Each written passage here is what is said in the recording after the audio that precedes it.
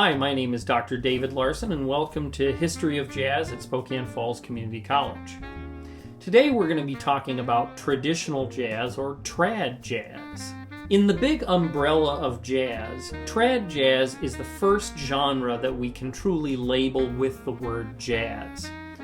Prior to trad jazz, we had things like ragtime piano and other things that were kind of close to jazz, but this is the first music that is labeled as jazz music. Now, some people use the out-of-date moniker Dixie or Dixieland to describe this music, but that's kind of a problematic term nowadays with the connotation towards segregation and the older South, so we've kind of given up on that and used the more generic and frankly just easier to use term traditional jazz. So when we're talking about traditional jazz, it's important to understand a little bit of the history of jazz. Jazz music predates recorded music, so we don't know exactly who the first person to truly play jazz is, but what we do know is that it predominantly came out of the African American communities in and around New Orleans. Now, the music spread really quickly across the country, and by the 1910s even, you'll have cities like San Francisco, Chicago, New York that all have a jazz presence. But to the best that we can tell, the earliest examples of jazz do come from New Orleans. The earliest form of jazz music is called New Orleans Polyphony. Now, what does that mean? The word polyphony in music refers to music that has more than one melody going on at once. So if someone would say a piece was polyphonic, you might have 2, 3, 4, or even 5 different independent parts going on at once. Now, we call this early form New Orleans Polyphony because in the original traditional jazz styling, we had the trumpet player who would play the melody. We had the clarinet player who would play a complicated line that's known as an obbligato, which is just an Italian term for a long string of notes moving up and down.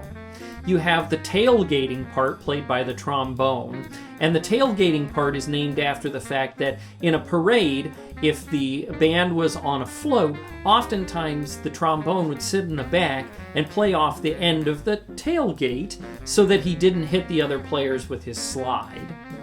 Then you'd have the bass line provided by a tuba or possibly even a string bass. And then finally, you might have rhythm parts like drums or a banjo, which would be playing not only chords, but also a rhythmic part such as quarter notes to keep the beat. When we put all that together, that's 5 distinct melodic ideas going on at once, hence the term New Orleans Polyphony. Now, this style of jazz was incredibly popular around 1900 and brings us our first superstars of jazz.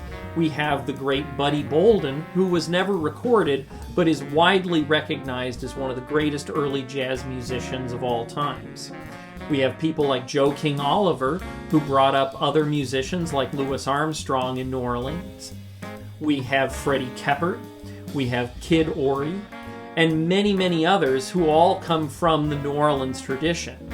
And they would also travel to where the work was. Joe King Oliver, for example, left New Orleans relatively early because he got a regular gig in Chicago, which later allowed him to bring Louis Armstrong to Chicago, which really launched his career.